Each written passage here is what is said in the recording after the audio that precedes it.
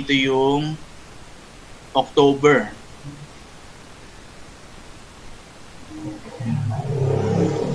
October. Ayan. Check natin, October 19. October 19, that's Monday. Look, ayan, nakasave siya. Nakasave na yung ating online meeting. So, ganun lang po ang pag-i-schedule ng ating mga online meetings using MS Teams. Again, ang talagang medyo crucial dito yung pagla-login. Kailangan kasi pag nakapag-login na tayo, pwede na po natin siyang explore totally. Pwede ka na mag-create ng sarili mo mga teams, even yung departmental meeting nyo po, pwede nyo po gawin dito. As long as everyone has been added to the team account, or ibawa meeting ng mga student, or even coordinators, possible po siya na gawin through MS Teams. Okay. So that's the general way on how you will create the online class from the worksheet 1, worksheet 2, worksheet 3 up to the platform. The very important factor here is the platform. Whether you use MS Teams as your platform or Google Classroom, yung designing pa rin dapat alam pa rin natin yung interface kung paano siya gagawin. Hindi kasi siya kayang gawin ng Zoom meeting. Kasi si Zoom meeting ay kinoconduct lang ng online discussion. Wala siyang LMS function o yung asynchronous. Kaya you can decide whether you want to have a Facebook group, tapos doon yung ilalagay lahat ng activities ninyo, then you schedule a meeting for them there. It's possible still. Kung gusto nyo gumamit ng Google Classroom, wala rin naman pong problema. Pwede naman po mag-MS Teams. Pero ang mahalaga is the initial assessment to your student. You need to check their technological access first. Maswerte po kung halimbawa yung section na napunta sa inyo, 35 silang student at 30 sa kanila kaya mag-online dahil may internet at may laptop. Yung 5, wala silang internet pero may laptop sila. Pero may mobile phone sila na ginagamit. So tingnan natin yung possibilities. That will help you or guide you on the process of creating the plan. But initially, this migration plan or templates will help you or will guide you ahead of time. At least ma-anticipate mo na agad na okay, teka, yung klase ko hindi kaya mag-synchronous. So, ida-divert ko karamihan na aking task from synchronous to asynchronous. So, ganun po yung magiging atake natin sa mga klase natin later on. There's a big adjustment talaga. Level of flexibility comes out after. And your creativity also. Okay? I think we can entertain questions now. Okay, so Dr. Naldosa, I have one here from Professor Eleanor Liganor. She used Mac iOS, so she tried to register a login to MS, but she was asked to enter a licensed MS Office. So she did check how much. So it's according to her, it's very expensive. I think the institution is currently working with the license right now. Siguro antayin lang natin yung license. Then later on, there will be an institutional account.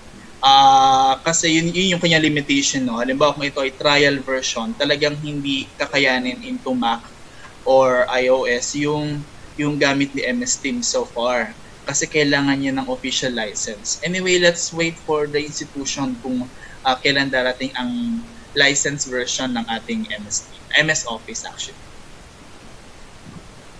Okay, so I hope po nasabi ko ang question, Ma'am Liganor. Okay, so like what our speaker said, the floor is now open for questions or any comments or any feedback po from our attendees. The floor is now yours. Santos. Yes po. Can you please introduce yourself po, ma'am, para po we can acknowledge you? Good morning, everyone. I'm Mrs. Malano from the BNE BSBA program. Okay, good morning, ma'am. Good morning po. Ma'am, ask ko lang po, Sir Nino, regarding po doon sa discuss po natin today, how can we reach out the student, yung mga platform po natin? Sa platforms. Yes po. If we My decided, for example, to use Google Classroom, we will require our student to create their Gmail account.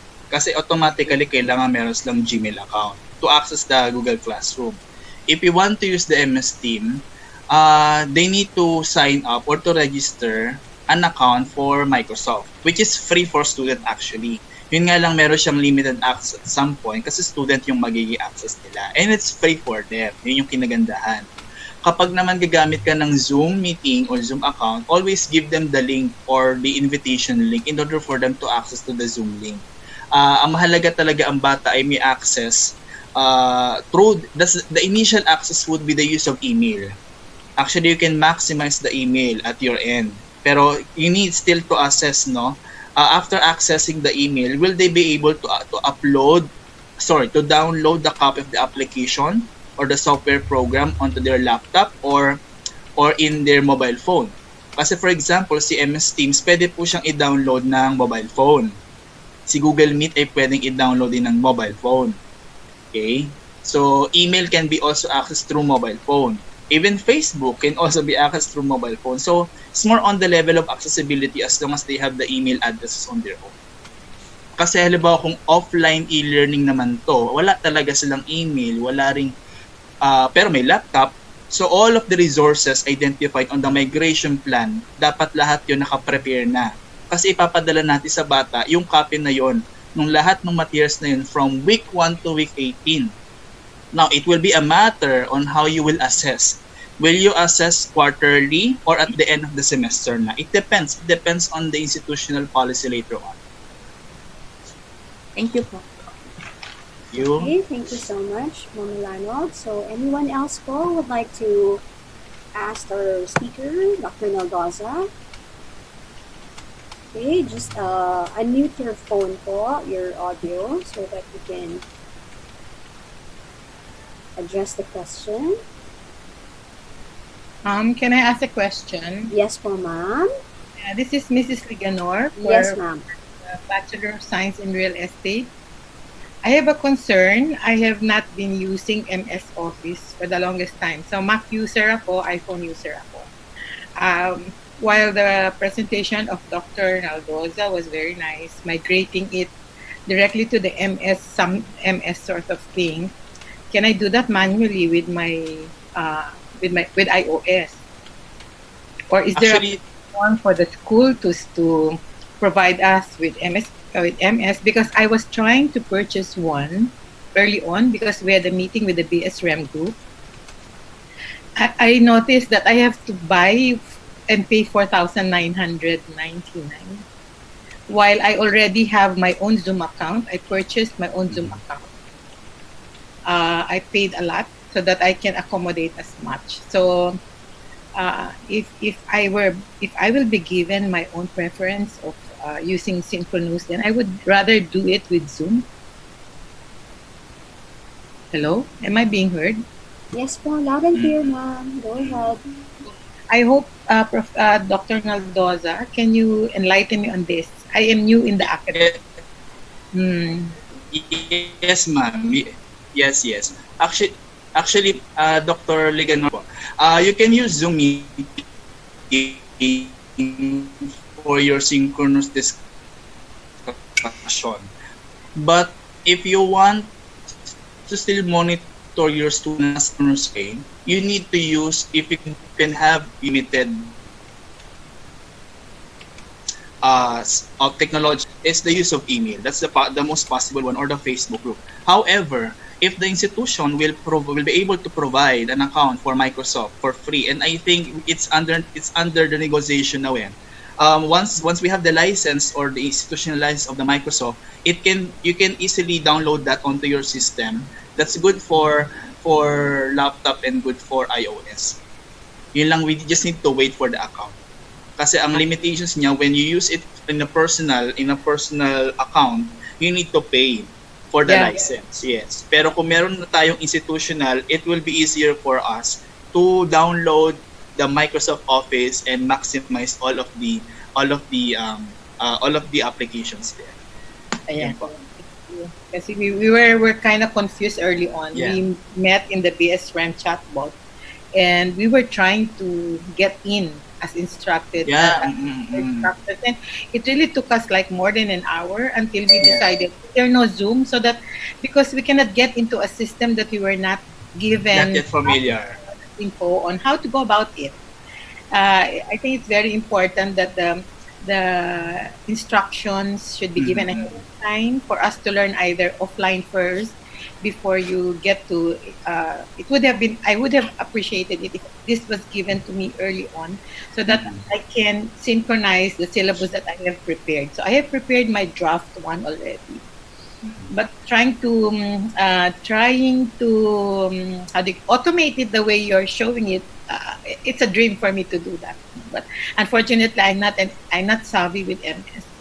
I'm more of Mac, so I Yes. hope I can get into MS soon, Mm-hmm. with care of Lyceum of Alabang. Dr. Rigner, I agree with you kasi before we really fully utilize the software application, there must be a hands-on activity that the IT support system should conduct. Parang magiging ano siya mami. It's not really more on the usual video clips of tutorial, pero like what I did a while ago, yung Yeah. tutorial specifically, siguro dun yung magiging concern ng susunod na mga trainings po natin. How to really go one by one with the steps, no? O how to use this, how to use that, how to upload, how to something. And it can be done by cluster units. I suggest na by cluster units, someone who's good, faculty who's good already in navigating the software can mentor and can teach other faculty also by respective units. That's what my suggestion would be. Yeah. That's a good direction. That's a good direction. Kasi syempre, ayoko naman po sabihin na wala tayong choice. Pero kasi we are migrating ourselves to the available and the most accessible platforms na pwede natin magamit as of this time. So I learned that I have summer classes. And since I'm just new again, I will keep on repeating I'm new. I am a PRC accredited speaker. I conduct free webinars for real estate brokers. But this time, that's the reason why I have a subscription with Zoom. I paid. Yeah. I paid $150. So that I can accommodate as much for free during the COVID time. Now I think Yeah. for LOE also, that's not going to be a problem with me because 1 year subscription. So I just hope that I can be led to the proper way of creating a syllabus, as I prepared a modular one for me, and I already did the worksheets that you asked me to do. So I hope it's all correct. Yes po. It's more on it's more on the technical training that we need as this time around. Kasi we're good to create. We're ready enough to create our modules because we're the experts on our respective fields. It's more on migrating using the learning virtual environments na. And I think Lyceum of Alabang will be ready to do that with our IT support system. I accept. Okay, so we would like to officially welcome you to the Lyceum family. Professor Liganor, welcome. Thank you. I think, Dr. Naldosa, we should give the floor to our ITM head, Yes. Mr. Apigo, so that he can also clarify on his part. Because I'm reading a message here from Mr. Calapan, the senior high school principal, that it's the school IT department naman ang magbibigay ng license, including username and password. Okay, so Sir Marlo. Yes po, ma'am. Okay. Kita po ako, ma'am? Hello? Yes po. Yes po. Loud and Kita ka, clear. sir. Ay po. With regards po, ma'am, sir, sa mga licenses po natin, meron po kasi tayong to consider dyan. Please do take note po kasi na ang ginagamit natin probably is a private device po kasi. Normally po kasi, ang binibigyan natin ng